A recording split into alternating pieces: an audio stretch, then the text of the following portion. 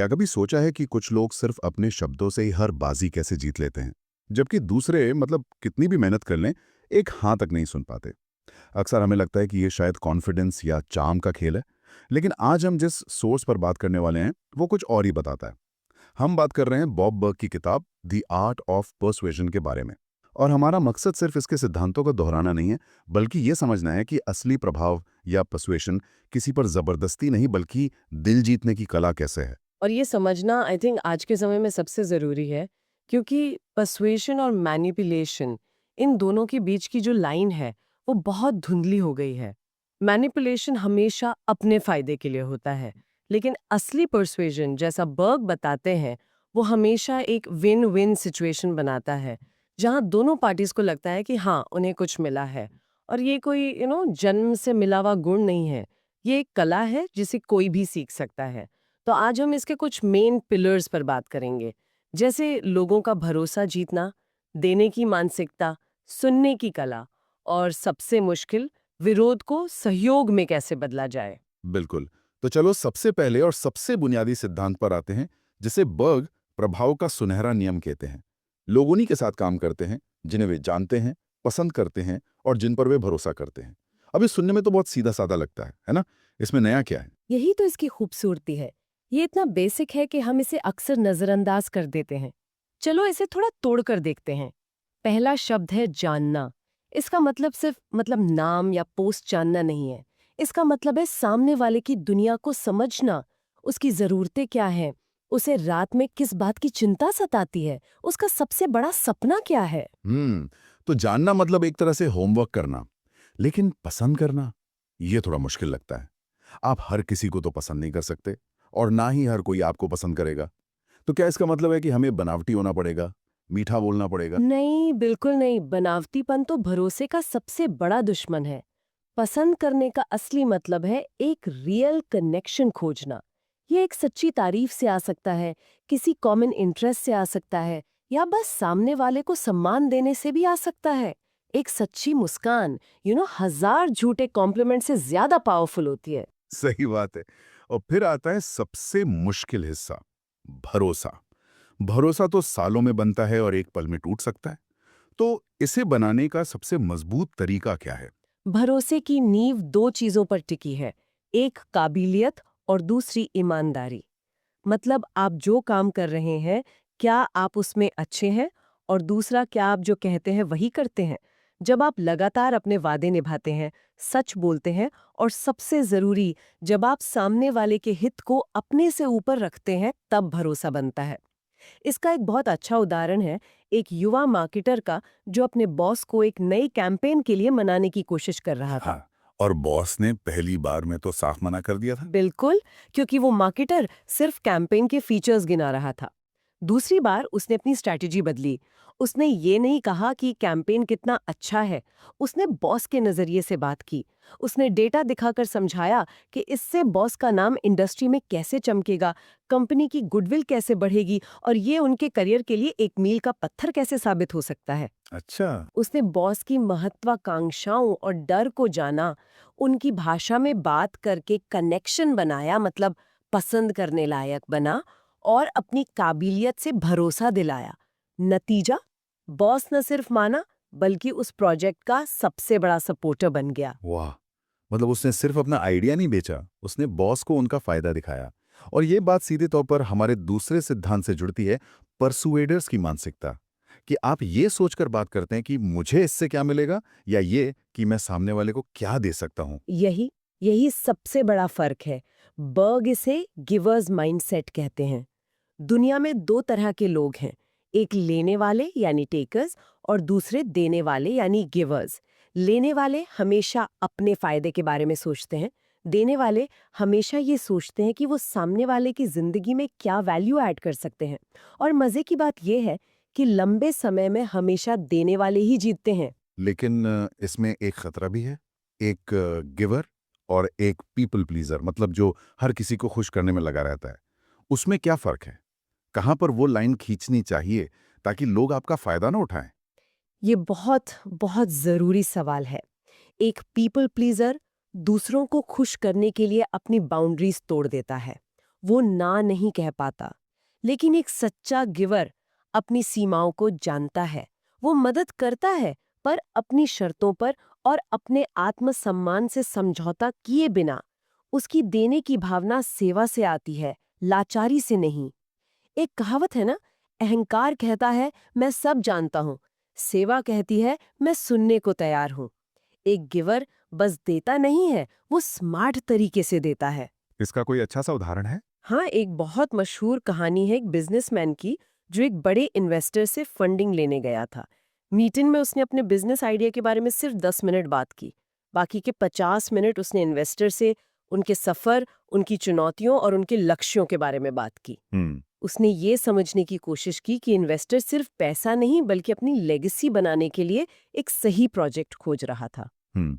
उसने अपने आइडिया को इस तरह पेश किया कि वो इन्वेस्टर की विरासत का अगला चैप्टर बन सकता है। और इन्वेस्टर ने जो जवाब दिया वो तो इस पूरे सिद्धांत का सार था। उसने कहा, मैं तुम्हें पैसा इसलिए नहीं दे रहा क्योंकि तुमने मुझे कन्विंस किया, बल्कि इसलिए क्योंकि तुमने मुझे सम्मान महसूस कराया और मेरे विजन को समझा। एग्जैक्टली। उसने फंडिंग मांगी नहीं, उसने एक पार्टनरशिप ऑफर की। यही देने वाली मानसिकता का जादू है। आप भिखारी नहीं बल्कि एक वैल्यू क्रिएटर बन जाते हैं। सही बात है। तो अगर देने की मानसिकता रखनी है तो सबसे पहले ये जानना होगा कि सामने वाले को चाहिए क्या, और वो जानने का एक ही तरीका है, उन्हें ध्यान से सुनना। जो मुझे हमारे तीसरे सिद्धांत पर लाता है। हम सब जानते हैं कि सुनना जरूरी है, पर असल में शायद 90% लोग इसे गलत करते हैं। सबसे बड़ी गलती क्या है? सबसे बड़ी गलती ये है कि ज्यादातर लोग जवाब देने के लिए सुनते हैं, समझने के लिए नहीं। जैसे ही सामने वाला बोलना शुरू करता है, हमारे दिमाग में काउंटर आर्ग्यूमेंट बनने लगते हैं। हम बस अपनी बारी का इंतजार कर रहे होते हैं। ये एक्टिव लिसनिंग नहीं है। एक्टिव लिसनिंग एक तरह से ध्यान की अवस्था है। इसका मतलब है अपनी राय, अपने पूर्वाग्रह, अपनी कहानी, सबको साइड में रखकर सिर्फ और सिर्फ सामने वाले की दुनिया में उतर जाना। ये सुनने में तो बहुत अच्छा लगता है, लेकिन असल जिंदगी में एक तेज रफ्तार मीटिंग में ये कैसे किया जा सकता है? इसके कुछ प्रैक्टिकल तरीके क्या है? पहला, आंखों से संपर्क बनाए रखें। इससे पता चलता है कि आप पूरी तरह से प्रेजेंट हैं। दूसरा, बीच में न टोके, उन्हें अपनी बात पूरी करने दें, भले ही आपको लगे कि वे गलत हैं। और तीसरा, जो सबसे असरदार है, उनकी बात को अपने शब्दों में दोहराएं। जैसे, अगर मैं सही समझ रही हूं तो आपका कहना है कि हमें क्वालिटी पे ज्यादा ध्यान देना चाहिए, भले ही प्रोडक्शन थोड़ा धीमा हो जाए। अच्छा, इससे होता क्या है? इससे दो चीजें होती हैं। एक, सामने वाले को ये महसूस होता है कि उसे सच में सुना और समझा गया है, जो आज की दुनिया में एक बहुत रेयर एहसास है। हर इंसान के गले में एक अदृश्य बोर्ड टंगा होता है जिस पर लिखा होता है, मुझे महत्वपूर्ण महसूस कराओ। सुनना उस बोर्ड को पढ़ने का सबसे अच्छा तरीका है। और दूसरा, दूसरा ये कि आपको भी कंफर्म हो जाता है कि आप सही समझें, कोई गलतफहमी नहीं रहती। बिल्कुल, सुनने में खामोशी की भी अपनी एक ताकत होती है ना? खामोशी सुनने का सबसे एडवांस्ड टूल है। एक अच्छा सवाल पूछकर चुप हो जाना सामने वाले को सोचने और अपनी गहरी भावनाओं को बाहर लाने का मौका देता है। अक्सर सबसे जरूरी बातें बातचीत के शोर में नहीं, बल्कि उस खामोशी में सामने आती हैं।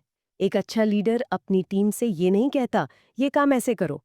वो पूछता है, तुम्हें क्या लगता है इस प्रोजेक्ट को और बेहतर कैसे बना सकते हैं? और फिर वो चुपचाप सुनता है। सही बात है। वो अपनी बात थोपता नहीं, बल्कि टीम की बुद्धिमत्ता को बाहर लाता है। ठीक है, यहाँ तक तो सब समझ आता है। भरोसा बनाओ, देने की सोच रखो और ध्यान से सुनो। लेकिन असली परीक्षा तो तब होती है जब सामने वाला आपकी बात से सहमत ही ना हो। जब कोई ना कहता है या विरोध करता है, तब क्या करें? ज्यादातर लोग तो बहस करने लगते हैं, जो कभी काम नहीं करता। और यहीं पर ज्यादातर लोग फेल हो जाते हैं। बॉब बर्ग इसके लिए एक बहुत ही शक्तिशाली तकनीक बताते हैं, जिसे कहते हैं फील्ड फेल्ट फाउंड।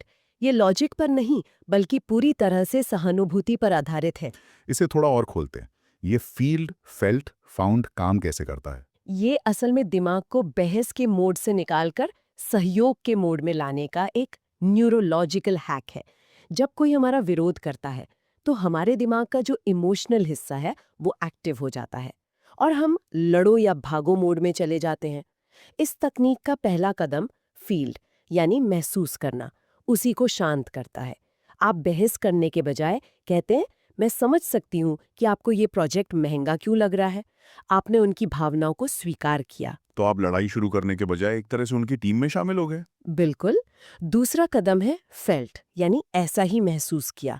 आप एक समान अनुभव साझा करते हैं। जब मैंने पहली बार इसकी कीमत देखी थी तो मुझे भी ठीक ऐसा ही लगा था। ये एक इमोशनल ब्रिज बनाता है। सामने वाले को लगता है कि वो अकेला नहीं है। और इसके बाद उनका दिमाग का लॉजिकल हिस्सा आपकी बात सुनने के लिए तैयार हो जाता। एग्जैक्टली। अब आता है तीसरा कदम, फाउंड, यानी ये पाया। अब आप एक नया दृष्टिकोण पेश करते हैं। लेकिन मैंने पाया कि जब मैंने इसके लॉन्ग टर्म फायदों को देखा तो मुझे एहसास हुआ कि ये असल में सबसे सस्ता विकल्प है। आपने उन्हें गलत साबित नहीं किया, आपने उन्हें एक नया नजरिया देखने में मदद की। लेकिन क्या ये सुनने में थोड़ा बनावटी नहीं लगता? क्या लोगों को समझ नहीं आएगा कि आप एक तकनीक का इस्तेमाल कर रहे हैं? ये तभी बनावटी लगेगा जब आपकी सहानुभूति सच्ची न हो। अगर आप सिर्फ एक फॉर्मूला रटकर बोल रहे हैं तो लोग इसे पकड़ लेंगे। लेकिन अगर आप सच में सामने वाले के नजरिए को समझने की कोशिश कर रहे हैं तो ये जादू की तरह काम करती है। एक सेल्समैन का उदाहरण है जो एक महिला को एक महंगा वाटर फिल्टर बेच रहा था। उसने सारे फीचर्स, टेक्नोलॉजी, डेटा सब बता दिया, पर महिला ने कहा, मैं सोचकर बताती हूँ। सारा लॉजिक फेल हो गया। हाँ, ये तो एक क्लासिक सिचुएशन है सेल्स में। बिल्कुल। तब सेल्समैन ने लॉजिक छोड़कर इमोशन का रास्ता अपनाया। उसने सिर्फ एक लाइन कही, मैडम, मुझे याद है आपने बताया था कि कल रात आपके बेटे को पानी पीने से पेट दर्द हुआ था। क्या आप चाहती हैं कि ऐसा दोबारा हो? यहाँ कोई डेटा नहीं था, कोई फीचर नहीं था, सिर्फ एक माँ की भावना से सीधा कनेक्शन था। डील तुरंत क्लोज हो गई। कमाल है। आप तर्क से नहीं, बल्कि सहानुभूति और समझदारी से दिल जीतते हैं। तो आज की इस पूरी चर्चा को अगर हम समेटे तो असली परसुएशन किसी को हराने के बारे में है ही नहीं। ये एक ऐसा रिश्ता बनाने के बारे में है जहां हर कोई जीतता हुआ महसूस करे। ये नो, लाइक एंड ट्रस्ट के सिद्धांत पर खड़ा है, जहां आप पहले समझते हैं फिर समझाते हैं। बिल्कुल। ये आपकी मानसिकता पर निर्भर करता है कि आप लेने वाले हैं या देने वाले हैं। हाँ, ये इस बात पर निर्भर करता है कि आप कितनी गहराई से दूसरों को सुनते हैं। और जब असहमति होती है तो आप बहस करने के बजाय सहानुभूति का पुल बनाते हैं। ये दिमाग की लड़ाई नहीं, दिल जीतने की कला है। और जब आपका इरादा साफ होता है और आप दूसरों का भला सोचते हैं तो आपका प्रभाव अपने आप बढ़ जाता है। लोग आपकी बात इसलिए नहीं मानते कि आपके तर्क मजबूत हैं, बल्कि इसलिए मानते हैं क्योंकि वे आप पर भरोसा करते हैं। इन स्रोतों में एक बहुत गहरी बात कही गई है जो इस पूरी चर्चा का सार है। लोग बदलाव का विरोध नहीं करते, वे बदले जाने का विरोध करते हैं। किसी को भी ये पसंद नहीं कि उसे जबरदस्ती बदला जाए। तो अगली बार जब किसी को अपनी बात मनवानी हो तो उन्हें तर्क देने या उन्हें बदलने की कोशिश करने के बजाय ये सोचें कि आप उनके अंदर एक रियलाइजेशन या एहसास कैसे जगा सकते हैं। आप ऐसा कौन सा सवाल पूछ सकते हैं जो उन्हें खुद उस नतीजे पर पहुंचने में मदद करे जिस पर आप उन्हें लाना चाहते हैं।